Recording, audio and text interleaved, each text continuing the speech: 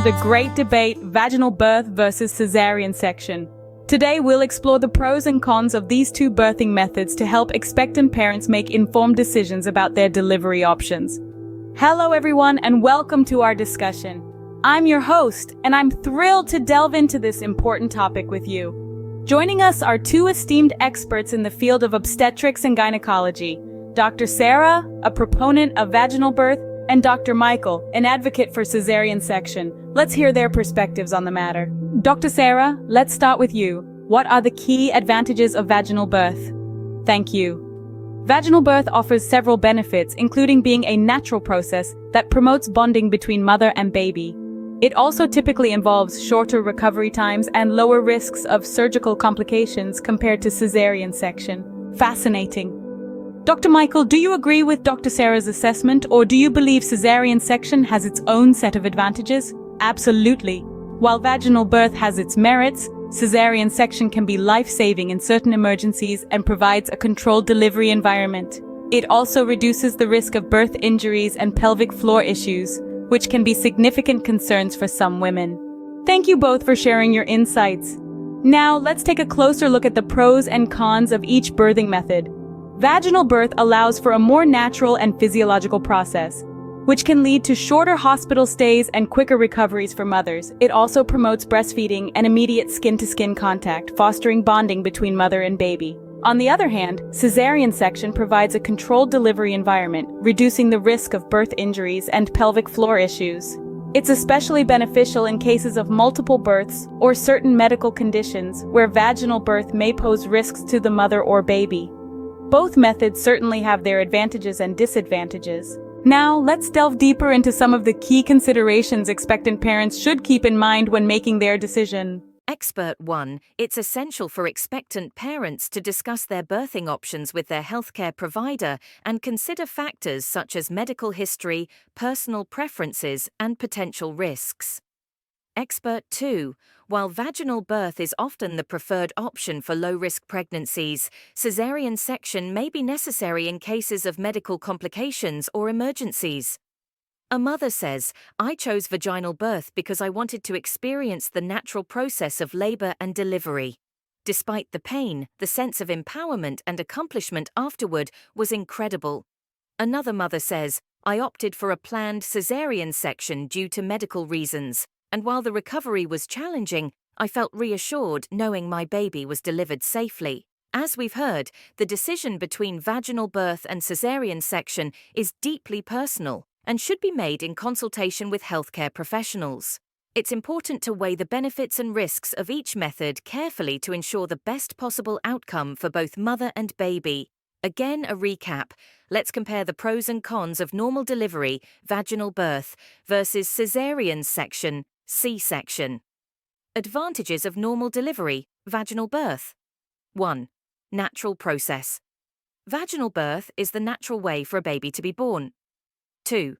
Shorter recovery. Typically, recovery time is quicker compared to a C-section. 3. Lower risk of infection.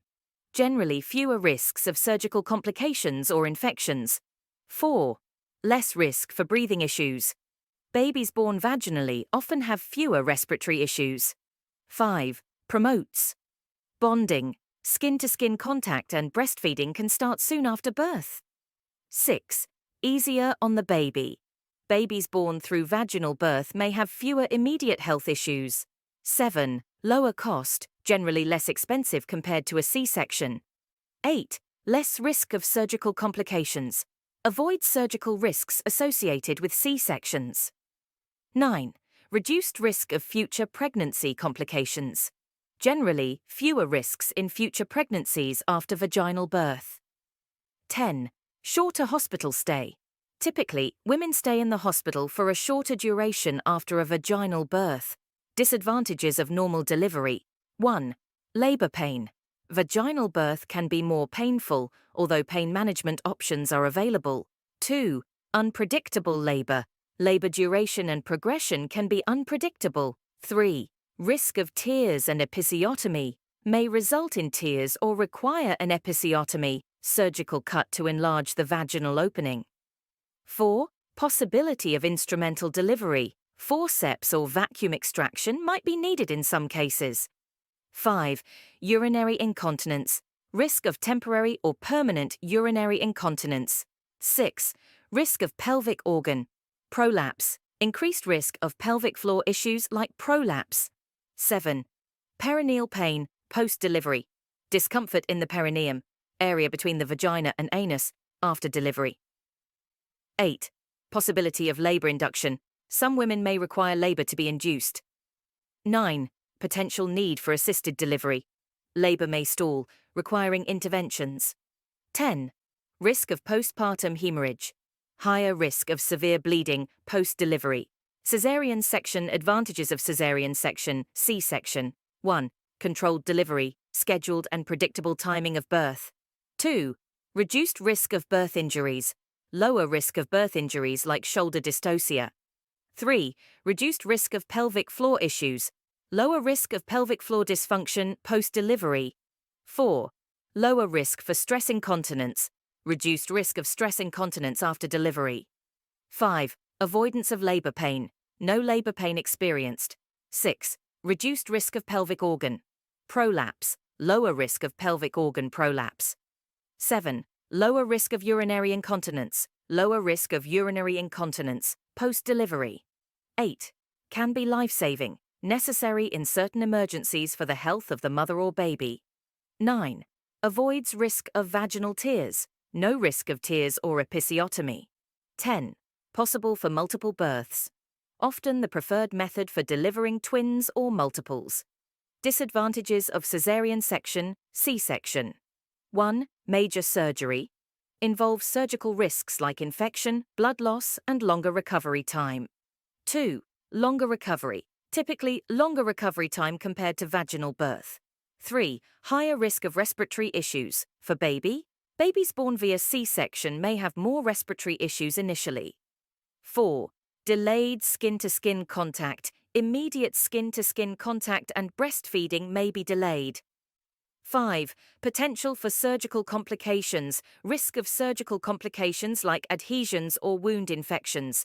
6. Increased risk in future pregnancies. Higher risk of placenta, previa or uterine rupture in subsequent pregnancies. 7. Emotional impact. Some women may experience disappointment or feel disconnected from the birth process. 8. Risk of blood clots. Increased risk of blood clots post-surgery. 9. Impact on future delivery options. May affect options for future deliveries. 10. Higher cost. Generally more expensive than vaginal birth. The choice between normal delivery and C-section depends on various factors, including medical necessity, individual health considerations, and preferences.